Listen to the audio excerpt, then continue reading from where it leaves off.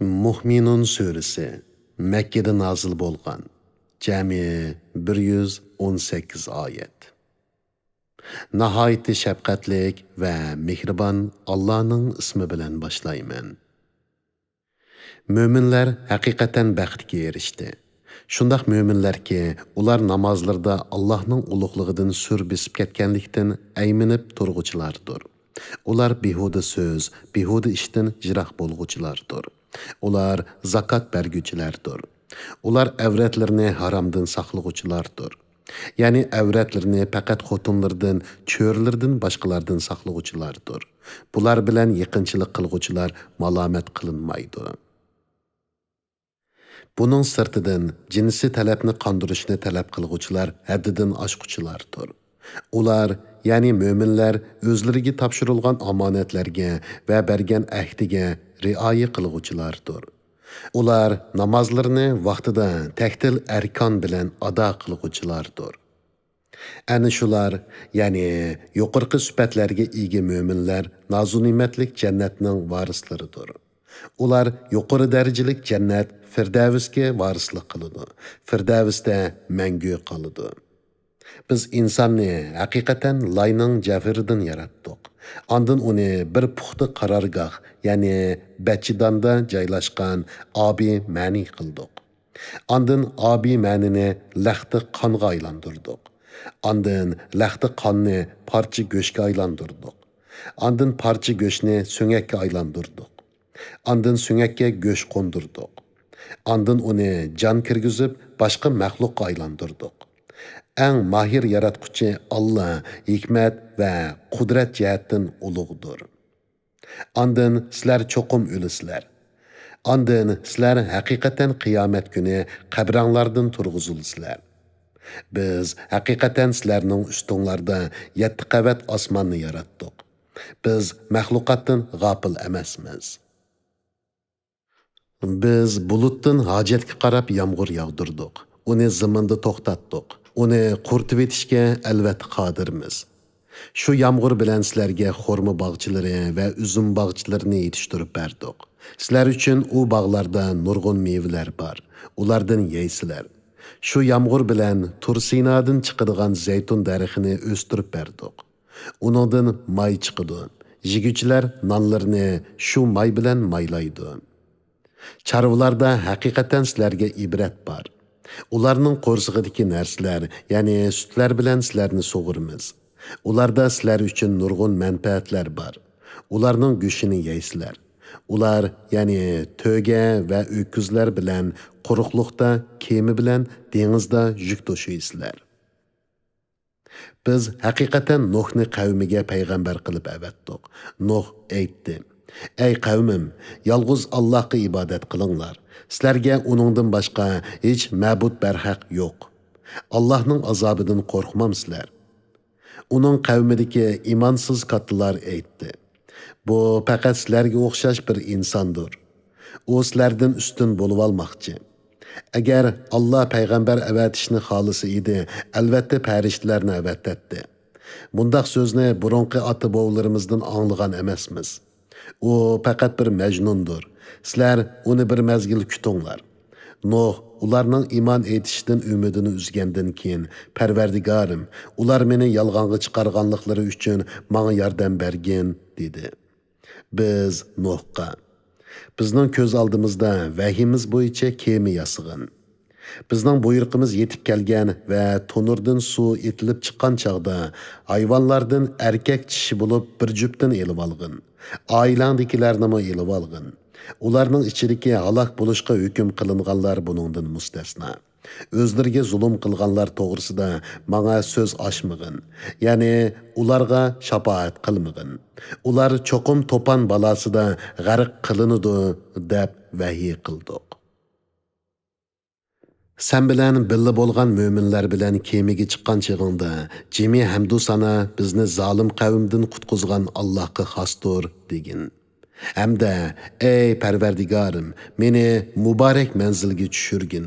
Sen do'stlaringni eng yaxshi o'rinlashtirg'uchisan degin.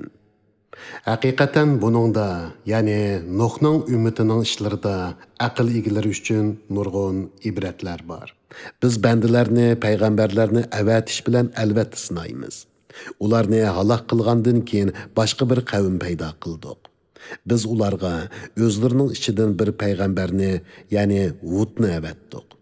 U aytdi: Allohga ibodat qilinglar.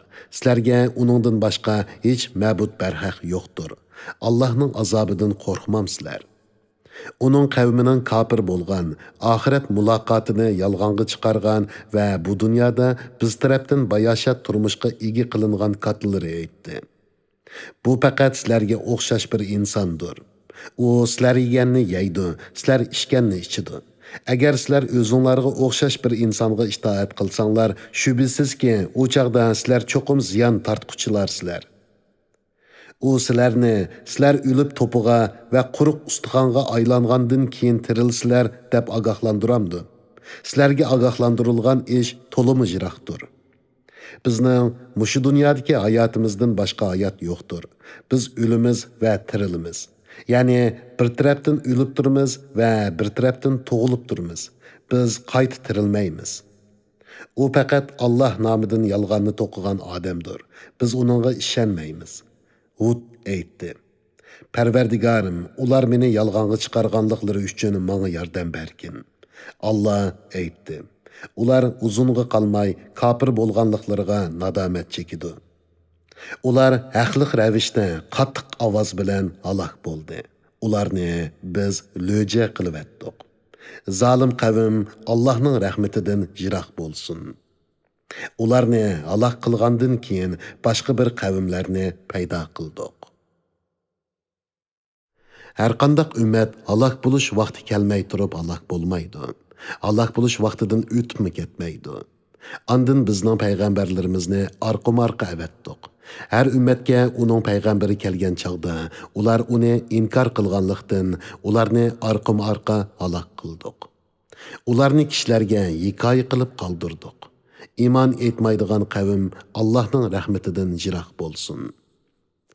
Andın Musa va uning qarindishi Harunni bizning oyatlarimiz bilan va ro'shan pokit bilan Firavunga va uning qavmining cho'nglariga payg'ambar qilib avatdik.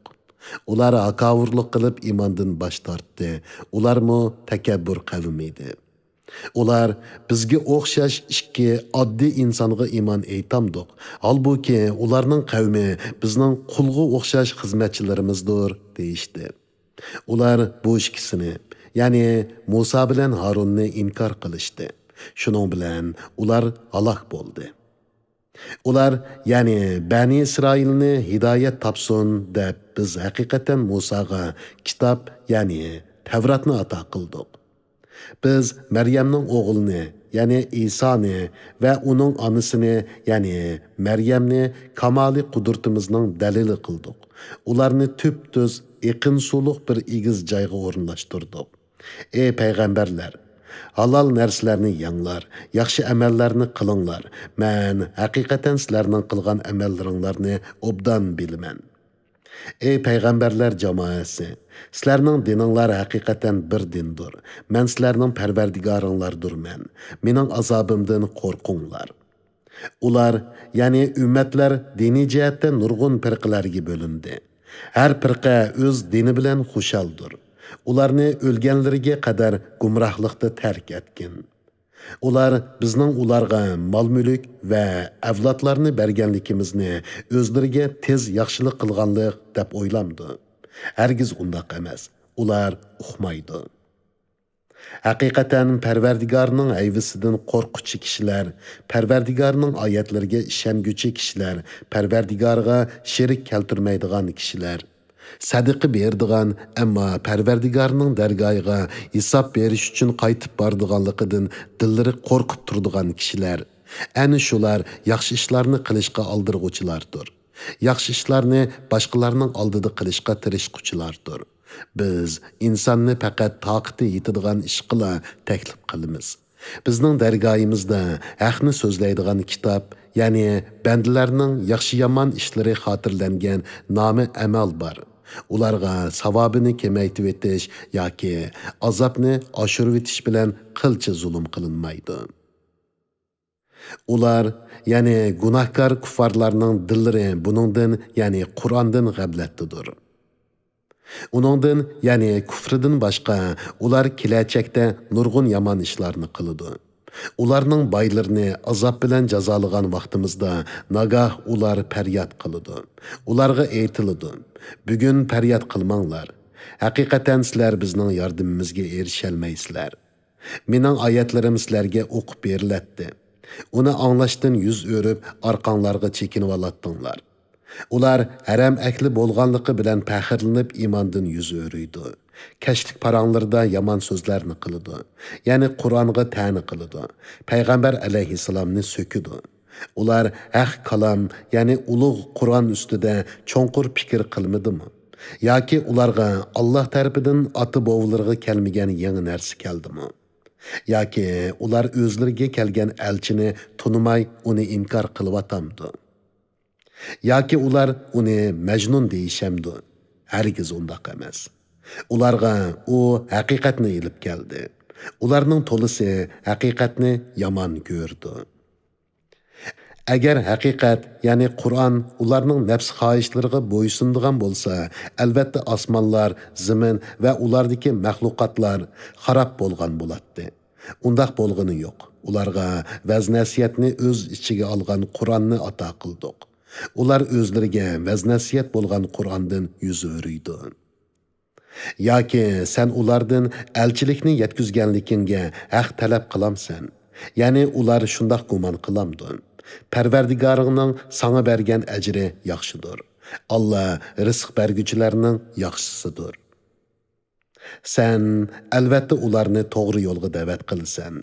Oxiratga ishonmaydiganlar haqiqatan to'g'ri yo'ldan chetniguchilardir. Agar ular, ya'ni mushriklarga rahim qilsak, ularga kelgan kulfatni ko'tarib etsak, cho'qim gumrohliklarda davomli tangirqab yurishadi. Ularni biz haqiqatan azob, ya'ni qahatchilik bilan jazoladik. Ular Parvardigoriga bo'ysunmadi, iltijo qilib duo qilmadi. Toki ularga qattiq azobning darvozasini ochgan chig'imizda nagahan ular umidsizlanib ketdi. Allah sizlar uchun quloqlarni, ko'zlarni va dillarni yaratdi. Sizlar nihoyatda oz shukr qilasizlar. Allah sizlarni zaminda nasllantirish yo'li bilan yaratdi. Hisob berish uchun uning dargohiga yig'ilasizlar. Allah o'likni tirildirdi, tirikning jinnini oladi. Kech kunduzning o'zgarib turishi Allohning boshqarishidir. Tushunmamsizlar. Ular Allohning qudratini o'ylab ko'rmadi. Balki ular burunqilar nima degan bo'lsa, shuni dedi. Ular aytdi: "Biz o'lib to'piga va uvilib ketgan sunyakka aylangandan keyin cho'qim qayta tirilamdik. Haqiqatan biz va bizning ota-bovlarimiz ilgari mushundoq ogohlantirilgan edik. Bu faqat qadimkilardan qolgan afsonalardir. Aytqinki, zamin va uningdagi maxluqotlar kimning? Agar sizlar bilsanglar, menga buni aytib beringlar." Ular Allohning deydi. Buningdan pand nasihat olmamsizlar. Aytqinki, yetti osmonning va ulug' arshning parvardigori kim? Ular Allah deydi. Aytqinki, uning azobidan qo'rqmamsizlar. Aytqinki, hamma shayning podshohligi kimning qo'lida? İltica qilganlarga panoh bo'lalaydigan va uningga qarshi hech narsa panoh bo'lalmaydigan kim? Agar sizlar bilsanglar, menga buni aytib beringlar. Ular Allah deydi. Aytqinki, sizlar qandoqmi qaymoqtirlisizlar? Undaq emas. Ularga biz haq so'zni ilib keldik. Ular cho'qim yolg'onchilardir. Allohning bolasi yo'q, uningga barobar boshqa bir ilohmi yo'q. Agar bundoq bo'lsa edi, u chaqda har iloh o'zi yaratgan maxluqni yolg'iz egilaydi. Ba'zisidan g'olib keladi. Allah ularning Allohga nisbatan bergan narsalardan pokdir. Allah g'aybni va oshkorni bilguchidir. Mushriklarning sherik keltirgan narsalardan ustundir. Aytqinki, Parvardigorim, agar menga ularga va'da qilgan azobni dunyoda ko'rsatadigan bo'lsang, aytqinki, Parvardigorim, meni zolim qavmlar ichida qilmag'in. Biz ularga va'da qilgan azobni sana ko'rsatishga albatta qodirmiz. Ularning qilgan yomonligiga apu qilish bilan yaxshilik qilgin. Ularning seni sifatlashlarini, ya'ni ularning sana qilgan masxirasini biz obdan bilamiz. Aytqinki, Parvardigorim, sana sig'inib shaytonlarning vasvasalaridan panoh tilayman. Parvardigorim, sana sig'inib shaytonlarning menga hamroh bo'lishidan panoh tilayman. Ularning, ya'ni kafirlarning biriga o'lim kelsa aytadiki, Parvardigorim, meni dunyoga qaytargin. Men qo'yib kelgan mol-mulkim bilan yaxshilik qilishim mumkin. Uning dunyoga qaytishi mumkin emas. U cho'qim shu so'zni qilg'uchidir. Ular qabrlaridan turg'izilgan kunga qadar ularning oldida ularni dunyoga qaytishdan to'sadigan bir to'sma bo'ladi. Sur chilingan kunda ularning orasidagi tuqqanchilik mavjud bo'lmay qoladi. Bir-birining ahvolini so'rashmaydi. Tarazisi eg'ir kelganlar, ya'ni yaxshiliklari yomonliklarini besib ketganlar baxtga erishguchilardir. Tarazisi yenik kelganlar, ya'ni yomonliklari yaxshiliklarini besib ketganlar ziyon tortquchilardir. Jahannamda mangu qolg'uchilardir. Ularning yuzlarini o't ko'ydirdi. Qalpoqlari qo'rilib, tishlari echilib, badchiray bo'lib qoldi.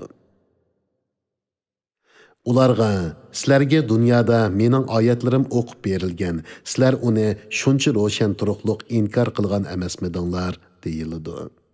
Ular aytadi: Parvardigorimiz, badbaxtligimiz ustimizdan g'olib kelib, gumroh qavm bo'lib qolgan edik. Parvardigorimiz, bizni do'zaxdan chiqargin, ondan dunyoga qaytargin. Agar biz shuningdan keyin yana gunoh qilsak, biz haqiqatan zolim bo'lib qolamiz. Alloh aytadi: Jahannamda xor holda qilinglar. Ustinglardan azobning ko'tarilib ketishi haqida menga so'z ochmanglar. Şübhəsizki, bəndələrimdən bir türküm kişilər, Parvardigorimiz, biz iman etdik, bizge məğfirət qılğın, bizge rəhim qılğın, sən bolsan ən rəhim qılğucusan, deydi. Ularni məsxiri qıldınlar. Hatta ular sizlərə mening zikrimni unutuldurdu. Yani ularni məsxiri qilish bilan bo'lib ketib, menga itoat qilishni unutdinglar. Sizlar ulardan kulatdinglar. Sizlardan yetken ərziyetlərə səvr qılğanlıqları üçün mən ularni bugun mukofotladim. Ular haqiqatan maqsadga erishguchilardir. Allah ularga ziminda qanchalik turdinglar deydi. Ular bir kun yoki bir kundanmi oz turdiq. Ay kunlarni hisoblag'uchi farishtadan so'rg'in deydi. Ular do'zaxda chekiyotgan azob tufaylidan ziminda qanchalik turganligini unutdi. Allah, agar sizlar bilsanglar, dunyoda faqat ozg'ini turdinglar, deydi. Ey insonlar, bizni sizlar o'zinglarni bekor yaratdi. Ya'ni sizlar bizni hayvonotlarni yaratganimizdek hech qanday savobmi bermaydigan, jazomi bermaydigan qilib yaratdi. O'zinglarni bizning dargoyimizga qaytarilmaydi deb o'ylamsizlar. Haq podsho Allah ustundir. Uningdan boshqa hech iloh yo'qdir. Allah ulug' arshning parvardigoridir. Kimki hech qanday dalili bo'lmagan holda Allohga qo'shib yana bir ma'budga ibodat qiladi ekan, Parvardigorning dargohida hisob berdi. Kofirlar haqiqatan nijot topmaydi. Parvardigorim, mag'firat qilgin, rahim qilgin. Sen rahim qilg'uvchilarning yaxshisisan, degin.